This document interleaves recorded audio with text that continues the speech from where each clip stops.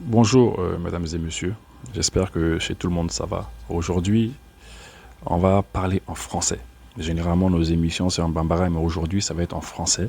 C'est pour répondre à un haut responsable de l'Union européenne. Vous savez, l'Union européenne continue de penser que les Africains n'ont pas de cerveau, malheureusement. Lorsqu'on leur dit d'arrêter d'avoir des réflexes de colonisateurs, ils n'arrivent pas à avoir, ils n'arrivent pas à arrêter. Ils n'arrivent pas à arrêter. Écoutons ce que ce haut représentant, ce grand cadre de l'Union européenne dit. Écoutons-le et revenons pour les commentaires. Je veux aussi expliquer à nos amis africains tout l'engagement de l'Union européenne pour soutenir la sécurité et la souveraineté alimentaire de l'Afrique, avec des projets qui sont des projets réels et concrets, pas avec des discours. Je veux aussi montrer à quel point on est mobilisé pour soutenir la capacité de surmonter cette crise économique. D'abord, la première erreur que j'ai vue dans cette vidéo de ce patron de l'Union européenne, il dit qu'il faut qu'on explique à nos amis africains et il continue sa phrase. Il faut qu'ils sachent. Et c'est important qu'ils le sachent. C'est la raison pour laquelle je parle en français, pour leur faciliter la compréhension. Peut-être qu'ils vont, leurs services de renseignement vont avoir des informations, vont voir cette vidéo. Nous, les Africains, nous ne sommes pas leurs amis. Les Européens, là, on n'est pas les amis des Européens. On n'est pas leurs amis. Quand il dit, il faut qu'on explique à nos amis africains, nous ne sommes pas leurs amis. D'abord, il faut qu'on comprenne cela. Vous savez, on sait pourquoi il communique comme ça. À chaque fois, quand il dit oui, nos amis africains, nos amis africains, nos amis africains, en fait, c'est le contraire, c'est tout le contraire. C'est comme quand ils disent, oui, nous sommes venus à la demande du Mali pour intervenir au Mali. Nous sommes venus à la demande du Mali. En fait, c'est des messages qu'ils répètent. Ils répètent. Donc, c'est des cycles de répétition. Répétition, c'est des phrases, des mots qu'ils répètent permanemment pour essayer de se convaincre que c'est ça en réalité. Nous ne sommes pas vos amis. Non. Vous êtes des Européens, nous sommes des Africains. Vous venez faire du business en Afrique. On a aussi des Africains qui vont faire le business chez vous. Et c'est tout. Sinon, on n'est pas vos amis. Vous n'êtes pas aussi nos amis. Et c'est comme ça pour toutes les populations du monde. Tous les peuples du monde. On n'est pas les amis, on fait du business ensemble. Même les Russes, ce ne sont pas nos amis. On fait des affaires avec eux. Les affaires qu'on fait avec les Russes, c'est qu'ils ont des armements. Ils sont sincères. Ils nous vendent des armements. Et nous aussi, on leur donne de l'argent. Et on leur donne ce que l'on peut pour payer ces armements-là, afin qu'on puisse s'en sortir. Sinon, ce n'est pas l'amitié, donc nous ne sommes pas vos amis. Deuxièmement, il dit qu'ils font tout pour nous aider dans le cadre de la sécurité. Mais ce n'est pas vrai, monsieur le patron de l'Union européenne, le responsable, monsieur Charles, c'est Charles Michel, je crois bien. C'est pas vrai. C'est pas vrai. Mais Takuba était là, vous avez fait quoi? Takuba était là. Vous avez fait quoi? Barkhane était là de 2013 jusqu'à ce que Emmanuel Macron décide de les faire partir. Ce n'est pas nous qui leur avons dit de partir. Hein. Ce n'est pas nous qui leur avons dit de partir. C'est eux qui ont dit, bon, on est fâchés, on s'en va. On dit, bon, d'accord, si vous êtes fâchés, vous partez, donc dégagez. Parce que sous Ibeka, ils avaient humilié notre président Ibeka. Et le président Idriss Déby et tous les autres présidents, Roch-Marc Christian Kaboré à l'époque, en les menaçant, en nous ont écoutés, les Africains, clarifiez votre position par rapport à la présence de nos forces dans votre pays, dans vos pays. Si vous ne clarifiez pas votre position, eh bien, nos forces vont quitter votre pays. Alors, nos chefs d'État ont eu peur et ils ont été clarifier leur position. Ils ont dit non, écoutez, on veut que vous restiez ici. Mais avec les jeunes militaires qu'il y a aujourd'hui à la tête de nos États, ce n'est pas la même chose. Eux, ils ont attendu. Vous avez dit, on est fâchés, on va partir. Ils ont dit, allez-y, bougez, oust. Et oui, allez-y rapidement même. Voilà. Donc, vous n'êtes pas là pour nous aider dans le cadre de la sécurité. Si vous étiez là pour nous aider dans le cadre de la sécurité, on ne vous a pas entendu, vous, monsieur Charles Michel. On ne vous a pas entendu lorsque notre avion, le Casa C-295, là, qu'on a payé, je crois, à 20 milliards, là, avec l'Union européenne, les pays de l'Union européenne. Là. Quand on a payé ça avec vous, là, Airbus, etc., là, qu'est-ce que vous avez fait pour que cet avion, nous puissions le récupérer? Vous n'avez rien fait pour qu'on puisse récupérer cet avion. Vous imaginez, les Maliens économisent de l'argent, jusqu'à 20 milliards, si je me rappelle bien du prix. On va payer un avion, Casa C295, et vous bloquez notre avion. Vous le bloquez. Vous dites non, l'avion, il ne faut pas qu'il parte au Mali, parce que s'il va au Mali, les militaires, ils vont s'en sortir, ils vont s'en servir, ils vont essayer de sortir des difficultés dans lesquelles ils sont. Vous n'êtes pas nos amis, hein. Vous êtes les amis des Ukrainiens. Voilà. Vous assurez la sécurité des Ukrainiens, voilà. Mais pas de nous, les Africains. Les Ukrainiens, vous leur avez donné combien de milliards? Aujourd'hui, on ne sait même pas combien de milliards vous leur avez donné. Personne ne connaît le nombre exact, le chiffre exact. Tellement vous avez déversé de l'argent sur eux. Vous avez déversé du matériel militaire sur eux. Lorsque nous, on vous dit, nous les Africains, on vous dit, donnez-nous du matériel de guerre, de combat. On va se battre contre les terroristes. Vous dites, ah non, il n'y a pas question, hein. On va vous donner, on ne vous donne pas de matériel, on vous envoie des hommes. On dit non, on ne veut pas d'hommes, on veut du matériel. Ah non, il n'y a pas question, vous nous envoyez des hommes. Par contre, lorsque l'Ukraine a besoin d'hommes sur le terrain pour se battre, vous dites, ah non, l'Ukraine, on ne vous envoie pas d'hommes, mais on vous envoie du matériel. L'Ukraine aujourd'hui a besoin de matériel et d'hommes. Vous envoyez du matériel, mais vous n'envoyez pas vos hommes. Nous, on a besoin de matériel, c'est l'inverse que vous faites, vous envoyez des hommes. Donc, on n'est pas vos amis et vous n'êtes pas là pour notre sécurité. Qui résulte de cette crise énergétique.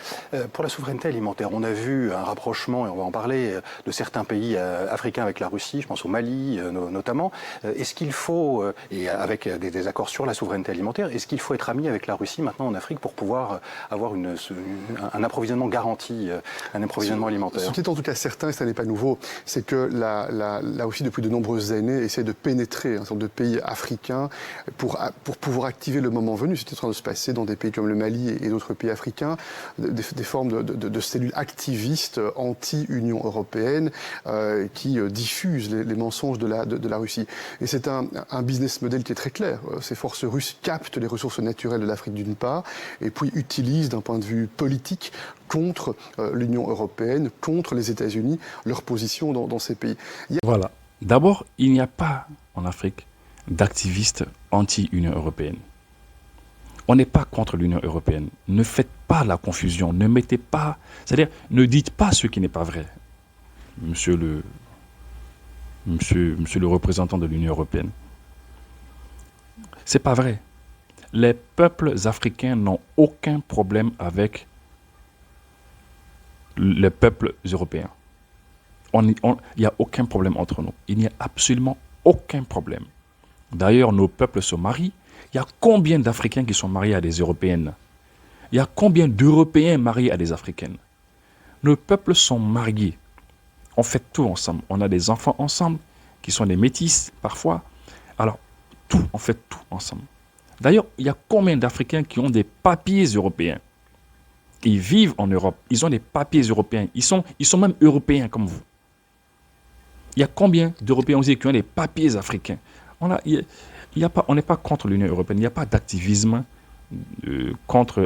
d'activisme africain, d'activistes ou activisme africain qui lutte contre l'Union européenne. C'est pas vrai. Ou bien qui divulgue des informations de la Russie, des mensonges de la Russie. Ah non. Mais lorsque vous dites qu'on diffuse des informations de la Russie, des mensonges de la Russie, c'est comme si donc la Russie vient nous raconter des sottises, des bêtises, et nous on divulgue cela comme si nous on n'a pas de cerveau. C'est ça, le réflexe du colonisateur. On vous dit, arrêtez d'avoir des réflexes de colonisateur. Arrêtez de penser à la place des autres. Laissez-nous penser nous-mêmes. Laissez-nous réfléchir nous-mêmes. Vous pensez qu'on ne peut pas réfléchir. Pour vous, c'est les Russes qui viennent, nous disent des choses, et nous on dit ça. Mais ce n'est pas vrai. C'est pas vrai. Ce n'est pas vrai. Les Russes ne peuvent pas venir nous voir, nous regarder dans les yeux et nous dire « Allez raconter ceci contre l'Union européenne ». Ils ne peuvent pas le faire. D'ailleurs, les Russes, on ne les voit même pas. C'est vous, l'Union européenne, qui êtes riche. C'est vous qui avez de l'argent. Vous donnez de l'argent à certains journalistes africains, à certains activistes africains. C'est vous qui le faites, à certaines associations africaines. C'est vous qui le faites. Les Russes n'ont pas autant d'argent que vous. Hein. Il n'y a aucun activiste que moi je connais en Afrique là, auquel les Russes donnent de l'argent. Mais les Russes même n'ont même pas d'argent. Ils n'ont pas d'argent. C'est vous, l'Union européenne, qui a beaucoup d'argent. On vous voit financer la jeunesse africaine, une partie de la jeunesse africaine. Là. Vous les mettez dans les avions, vous les envoyez en Europe, vous leur donnez tout ce dont ils ont besoin. Mais malgré ça, vous voyez que c'est difficile pour eux, le combat. Là. Parce que le combat que nous menons, il n'y a pas de solution. La seule issue de ce combat contre cette jeunesse africaine, c'est de venir vers cette jeunesse africaine, essayer de vous entendre avec eux.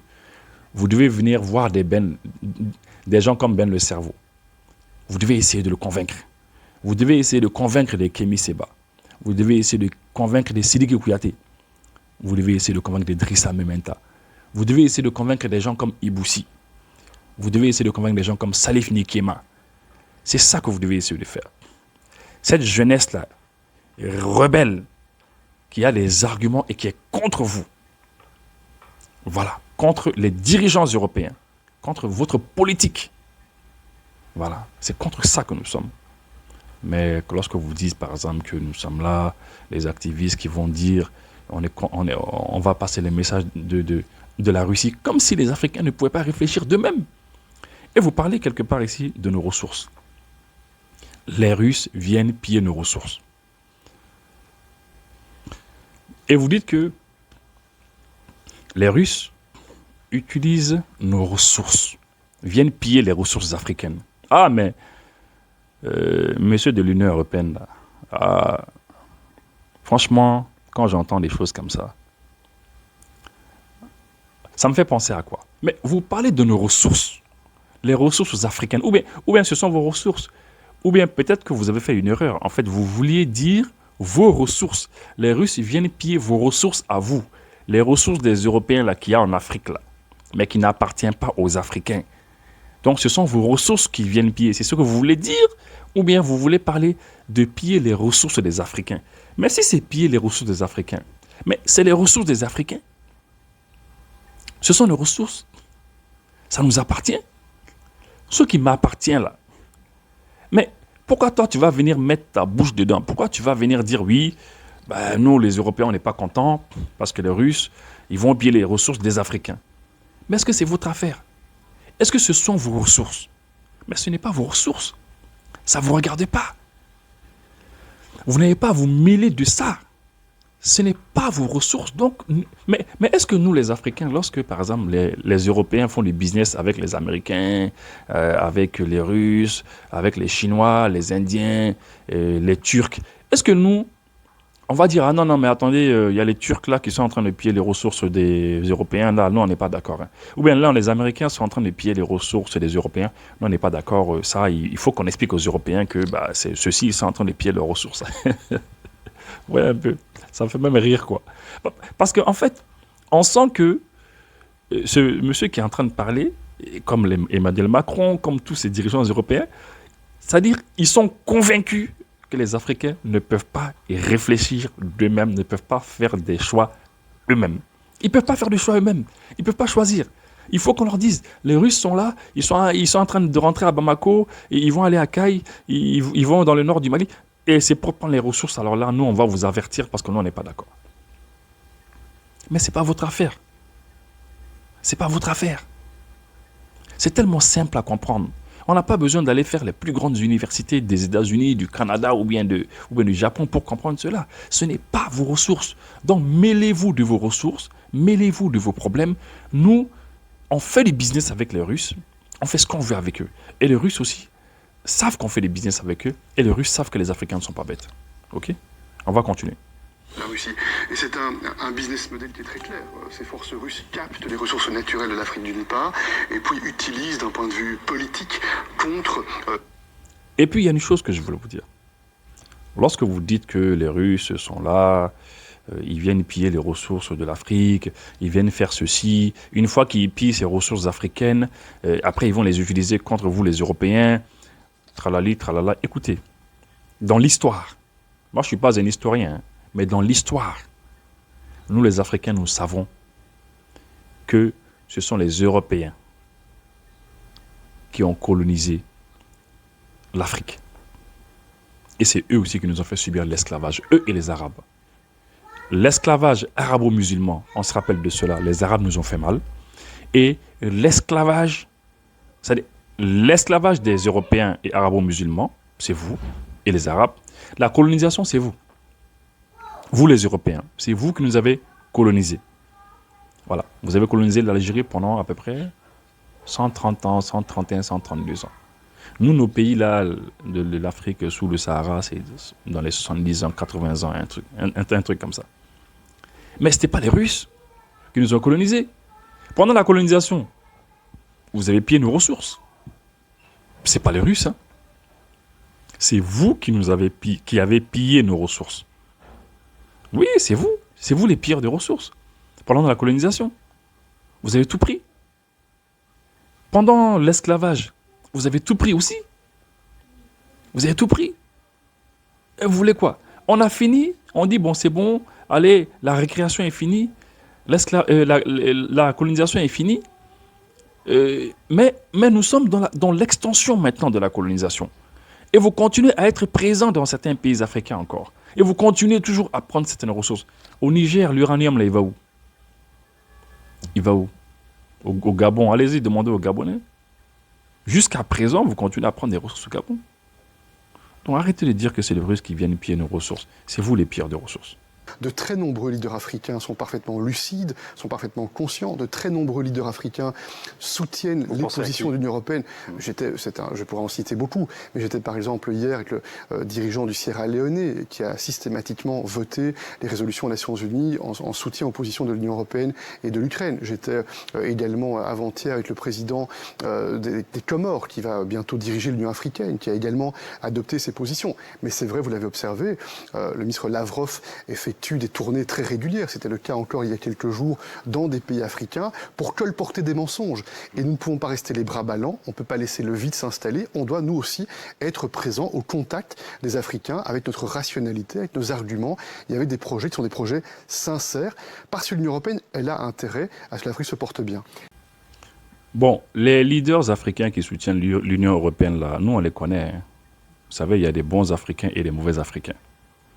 Les Africains qui continuent à vous soutenir, là, les leaders dont vous parlez, c'est les Africains qui continuent à être ils sont à la solde de l'Union européenne. Il y en a, hein. Il y en a les Bazoum, par exemple, c'est des gens qui seront toujours à votre solde. Là, les Alassane Dramane Ouattara, c'est des gens qui seront toujours à votre solde. Les Ambalo, etc. On les connaît, quoi. Mais vous allez voir, progressivement, on va se débarrasser de tous ces gens. Au fur et à mesure, ils vont tous partir. Et vous allez être obligé de venir négocier avec les vrais Africains qui défendent les intérêts de l'Afrique. Il y avait des projets. Bon, si vous voulez vraiment venir en Afrique et discuter avec les Africains par rapport, selon vous, aux mensonges de la Russie, vous devez venir rencontrer les vrais Africains. Les vrais Africains, c'est les Africains qui ne sont pas d'avis. Les Mamadou Koulibaly, par exemple, l'ancien président de l'Assemblée nationale de Côte d'Ivoire, voilà, c'est des gens comme ça qu'il faut rencontrer. Allez parler avec eux. C'est des gens comme ça qu'il faut rencontrer. Si vous voulez réellement trouver une solution, hein, il faut aller rencontrer les Mamadou Koulibaly. Il faut aller rencontrer les Nathalie Yamb. Oui, il faut aller rencontrer les Nathalie Yamb. Lorsque vous allez pouvoir convaincre une Nathalie Yamb, il faut savoir que là, vous avez fait un petit pas. Allez-y, c'est des gens comme ça qu'il faut rencontrer. Chez nous, au Mali, par exemple, il faut essayer de rencontrer les Keïta. Ah, il y a M. Keïta qui fait souvent des vidéos. Il faut essayer de rencontrer des gens comme ça. Quand vous allez pouvoir convaincre ces gens-là, c'est là que ça va commencer à avancer. Sinon, si c'est ceux qui sont déjà à votre solde, que ce soit cette jeunesse qui est à votre solde ou bien ces dirigeants, vous n'avez pas encore commencé à avancer. Hein. Sergueï Lavrov était au Mali il y a quelques jours, vous y faisiez référence, le ministre russe des Affaires étrangères, voyage pour sceller en quelque sorte le rapprochement avec ce pays, avec le Mali. Il a rencontré le président de la transition, Assimi Goïta, il s'est entretenu aussi avec son homologue malien, Abdoulaye Diop, qui lui a offert un cadeau, vous l'avez peut-être vu, un sabre Touareg un Takuba dans la langue berbère, en tamashek. Takuba, c'était aussi le nom de la force opérationnelle européenne au Sahel, force dissoute l'été dernier. Qu'est-ce que cela vous inspire? Ce que je vois, c'est la réalité et quels sont les faits. Les autorités de la transition au Mali, qui sont issues de coups d'État, ont décidé de rompre dans une large mesure avec les partenaires traditionnels et singulièrement avec les partenaires européens. Et la conséquence, c'est un État qui est en train de s'effondrer avec des terroristes qui occupent de plus en plus les espaces dans la région. Si je prends le pays voisin qui est le Burkina Faso, une partie significative du territoire au Burkina Faso est dorénavant dans les mains de groupes terroristes, ce qui inquiète beaucoup les États africains voisins qui sont les premiers à payer le prix du terrorisme, à payer le prix de l'insécurité. Et donc je vois qu'il y a beaucoup de leaders africains dans cette région qui n'aiment pas la manière dont la Russie est en train de se déployer pour capter, en réalité pour voler les ressources des peuples africains et dans le même temps pour activer leur agenda géopolitique anti-Union européenne, anti-États-Unis. Bon, d'abord, ce que je veux dire, s'il y a eu un coup d'État, s'il y a eu des coups d'État chez nous en Afrique, c'est notre affaire. Vous savez, il y a des coups d'État qui sont positifs. Il y a des bons coups d'État comme il y a des mauvais coups d'État. Les mauvais coups d'État, c'est quand le président est là, il se lève. Quand le président est là, donc il y a des militaires qui viennent, qui le font tomber pour les intérêts de l'Occident. Ça, c'est les mauvais coups d'État.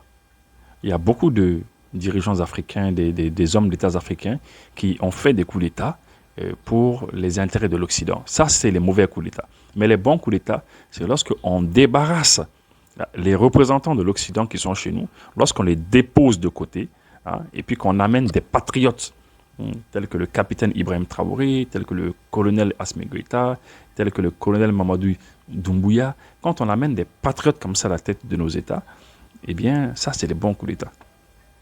Est-ce que vous comprenez? Voilà. Donc, les coups d'État chez nous, ça ne vous regarde pas. Occupez-vous de chez vous, faites ce que vous voulez chez vous. Nous, ça nous plaît comme ça. Voilà. Maintenant, lorsque vous dites que l'État va s'effondrer, le Mali va tomber, il y a des terroristes partout, mais vous oubliez une chose, monsieur le représentant de l'Union européenne, vous oubliez une chose. Vous oubliez que c'est vous qui étiez ici. C'est la France qui était ici avec Takuba, avec Barkhane, avec toutes ces choses-là, et qui ont fait 10 ans d'échecs. Et c'est pendant que vos forces européennes, françaises, etc. étaient ici, c'est pendant cette période que le terrorisme a gangréné le Mali, s'est propagé partout sur le territoire malien et même est rentré dans les pays voisins. Oui, c'est ça. C'est pendant que vous étiez là. Et ça, vous ne le dites pas aux journalistes là. Et le journaliste là le sait. Il le sait. C'est la raison pour laquelle il faut dire la vérité aux gens. C'est pendant que vous étiez là que le terrorisme s'est propagé partout. C'est ça la vérité. Maintenant, on essaie de s'en débarrasser. Et depuis votre départ, on se porte mieux. Oui, depuis votre départ, on se porte mieux. Maintenant, vous avez bloqué notre Casa C295. Par finir, on a pu le récupérer. Aujourd'hui, on a peut-être une quarantaine d'avions et d'hélicoptères et d'appareils volants. Oui, on a à peu près 9 drones. On continue à avoir des drones. Nos hommes sont en train d'être formés. Ils se battent et on se porte mieux. Beaucoup mieux. Les espaces dans la région. Si je prends le pays voisin qui est le Burkina Faso, une partie significative du territoire Burkina Faso est dorénavant dans les mains de groupes terroristes, ce qui inquiète beaucoup les États africains voisins qui sont les premiers à payer le prix du terrorisme, à payer le prix de l'insécurité.